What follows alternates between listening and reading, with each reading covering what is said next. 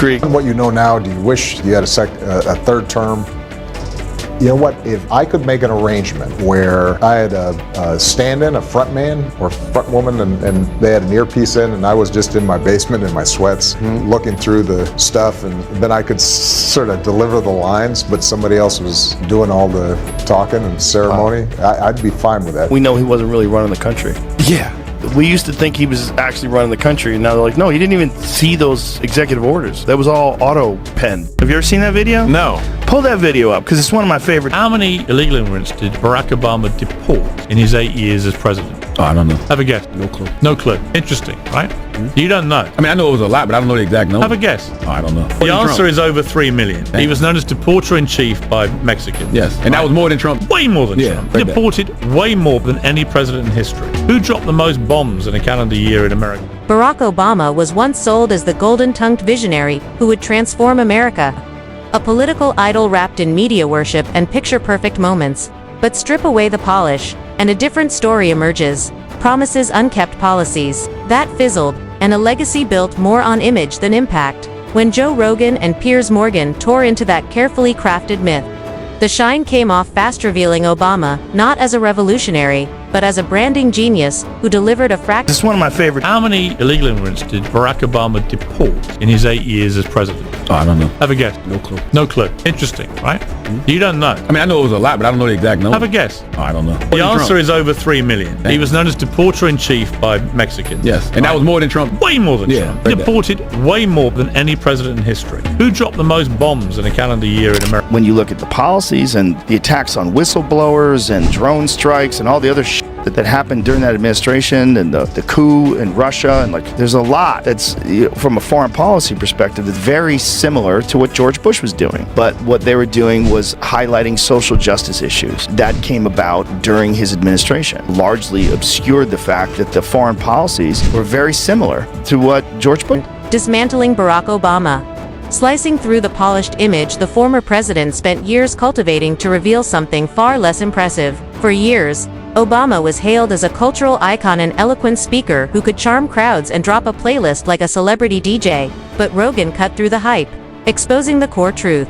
Behind the charisma was a politician who mastered the art of talking big while achieving little, all the rhetoric about hope and change. It amounted to a meticulously branded image campaign that ultimately faded into the same establishment mediocrity. Everyone pretends never happened. Of the abundant hypocrisy of the left. How many people Barack Obama deported in 8 years? I'm sure you're going to tell me. Well, why don't you guess? I don't know and don't care. Well, hang on. You don't know and you don't care. You've just given me. Because it's not the issue. Hang on, Joy. nursing babies apart and taking. Joy, you've just given me. I'm sure going to tell me it's your main issue. You've just given me. Is that what we're seeing? I'm trying to finish my sentence. You've just given me a lengthy monologue attacking Donald Trump's aggressive deportation policy. And I've simply said to you there was a Democrat, a black Democrat president of the United States for 8 years. I'm simply asking, given that you're obviously all over every detail of the Trump deportation policy, and given you were on the airwaves in America on a daily basis through Obama's tenure, how many people did he deport in 8 years? I do not know. You'll tell me. I'm sure. Have a guess. But it's probably about more than 1 million people. I'm quite certain. Have a because guess. I think each 2 million. Right. Rogan dissected Obama's legacy with surgical precision, exposing how he coasted on media adoration while delivering little of real substance. This wasn't a crusader for justice, it was a polished speaker whose eloquence masked a record of Wall Street enrichment, escalating foreign conflicts, and expanding government surveillance. Rogan drove home the disconnect between Obama's image as the cool, relatable leader and the reality he left behind: drone strikes, bureaucratic bloat, and a system that felt more like a corrupt country club than a government for the people. In Rogan's framing, Obama wasn't a hero, he was the world's slickest salesman, pitching a dream he never actually delivered. Obama's lying about that in front of the whole world. They lie about everything. You don't think they would cheat? And I'll knock on some wood here because we got 2 months left. I am extremely proud of the fact that over 8 years, we have not had the kinds of scandals that have plagued other administrations. If every word that comes out of your mouth is a lie, you can't tell me that I'm not allowed to suspect. And because I had made a promise to the American people that I would not fall into some of the familiar habits of Washington. When you're doing like low-level level scam, like small counties where you have corrupt people that are working the voting machines. How many Republicans are paying attention? That I wanted a new kind of politics. And at the end of 8 years, I think I can say to the American people, I delivered on that commitment. How many Democrats are paying attention to the corrupt Republicans? There's always been election fraud. I think it will be up to him to make determinations about how he wants to approach it. I know what worked for us, and I think it served the American people well. Pretend that we lie about the very fine people. He said they were very fine. Rogan's roast was how he exposed Obama's talent for crafting celebrity over exercising real leadership. He wasn't a politician in the traditional sense, he was an influencer before influencers even ruled the internet. Netflix deals, podcasts, book tours they read less like a former president's post office legacy, and more, like brand extensions for someone desperate to keep the applause rolling. Rogan likened it to a retired heavyweight who won't leave the ring and starts selling diet supplements on late-night TV. For Obama, the supplements were glossy memoirs, curated playlists, and Spotify banners, polished, packaged, and all performance. It's amazing. He gets a glass of Flint tap water. I swear to God, he drinks it like this. Watch this. Can I get some water? I'm still waiting for my water. I really did need a glass of water. This is not a stunt. Usually when something isn't a stunt, you have to say it's that. 100% a stunt. When was the last time a president stopped a speech to ask, can I get a glass of water? No, you bring water on stage. Rogan tore into Obama's obsession with keeping the moral high ground while playing the same cynical, calculating game as the politicians he once claimed to challenge. Drone strikes, the NSA's sprawling surveillance, record-breaking deportations, all of it was dragged into the light. Rogan pointed out how Obama's legacy is defined by contradictions he never had to answer for, thanks to a media too busy swooning over his charm. He wasn't the outsider shaking up the system. He was the system in a fresh suit, repackaged, and sold as revolutionary. Obama welcomed the President-elect Trump to the Oval Office for that 90-minute meeting that Trump thought was going to last 15 minutes. Obama looked like Tutankhamun. He just his skin was so drawn across his face. It's like a snare drum. Well, he must have been so exhausted. Well, I think any presidency is going to be taken over. Just any president, like Georgia. To the roast. He brought his trademark British bluntness, no subtlety, just precision. He zeroed in on Obama's obsession with image, exposing how every move seemed choreographed to make him look like a Hollywood hero. Perfectly timed pauses, scripted speeches, endless photo ops, playing basketball, singing with celebrities, tore apart the illusion of authenticity. Obama looked less like a statesman and more like an actor auditioning for a role no one asked for. For Piers, he wasn't just overhyped, he was overscripted. Rogan piled on, skewering the cult of personality that followed Obama. People still hang on his every word, treating him like a sage, when in reality, he mastered speaking in sweeping generalities that sound profound but mean nothing. Feed an Obama speech into a random slogan generator, and the result is the same. Hope, progress, togetherness, future, change. Motivational word salad served with perfect cadence. Rogan's punchline, Obama's real talent wasn't leadership, it was convincing millions that vague inspiration. The press in modern presidential history was Barack Obama, actually, who was extremely I never defended draconian. Barack Obama on that. And I was interested earlier. Piers, I never defended. And I was Barack interested Obama earlier because you were talking about how Trump put people in cages and all this kind of thing. Do you know who deported the most people in American presidential history? Yes, Barack Obama, and I called him.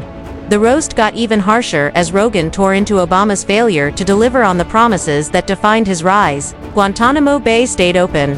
Corporate money flooded politics harder than ever. Wars dragged on. Yet somehow, Obama remained the darling of the progressive world. Rogan exposed that disconnect as pure performance art. He mastered optics, slow claps, relatable anecdotes, and witty comebacks, but when it came to challenging the establishment, he was timid at best. Rogan painted him as the guy who talks tough in the gym but never lifts anything heavier than 10 pounds. Piers jumped in for round two, this time skewering the cult of elitism Obama embodied. Thriving in a bubble of academia, Hollywood, and media cheerleaders, Obama was adored not for results but for reflecting their worldview with eloquence. Piers ridiculed how he could enter a room full of celebrities and journalists, and everyone would fawn like he was royalty. His verdict was simple but brutal. Obama wasn't a man of the people, he was a man of the cocktail. Guilty of massive amounts of misinformation and disinformation as a part of a propaganda campaign. Attorney General Pam Bondi has directed federal prosecutors to launch a grand jury investigation into members of the Obama administration over the 2016 Russia investigation. A lot of them are guilty of it. A lot of the people that are in that White House press conference, a lot of the organizations they work for, distributed absolute lies. Total lies. Tulsi Gabbard declassified documents that she says shows Obama administration officials manufactured intelligence to make it look like Russia interfered in the 2016 election. How many of them during the whole Russiagate thing? A lot of people think that the Russia thing was real. Yeah, still. I mean, the whole Steele dossier where it was like completely concocted. Funded by the... Proof of his transformation from symbol of change to political elite. Instead of grassroots work, he raked in millions from speeches, Netflix deals, and book toursiating with billionaires while staying culturally relevant. Rogan framed it as the ultimate grift, running as the working class champion, retiring as a brand ambassador for the global elite, hypocrisy piled up in Taiwan but expanding military action, promising transparency while crushing whistleblowers, preaching unity while fueling division. By the end, Obama looked less like a misunderstood leader and more like a politician who'd conned America with... Obama just said that on stage. Obama just said that. Our Constitution protects the right to practice free speech. He doesn't give a... Here in the United States, countless publications provoke offense. Like me, the majority of Americans are Christian, and yet we do not ban blasphemy against our most sacred beliefs. He doesn't give a... They're just going for it. As president of our country and commander-in-chief of our military, I accept that people are going to call me awful things every day, and I will always defend their right to do so. Flat out lie. Efforts to restrict speech can quickly become a tool to silence critics and oppress minorities. We do so because, given the power of faith in our lives, the strongest weapon against hateful speech is not repression, it is more speech. Flat out. 1. Piers returned with a jab at Obama's media obsession, mocking his need to stay relevant through political commentary, curated playlists, and documentaries years after leaving office. To Morgan, he isn't a statesman, he's a clout chaser, a fading pop star refusing to stop touring. Rogan piled on, dissecting how Obama built his career by selling himself as the antidote to Bush-era failures.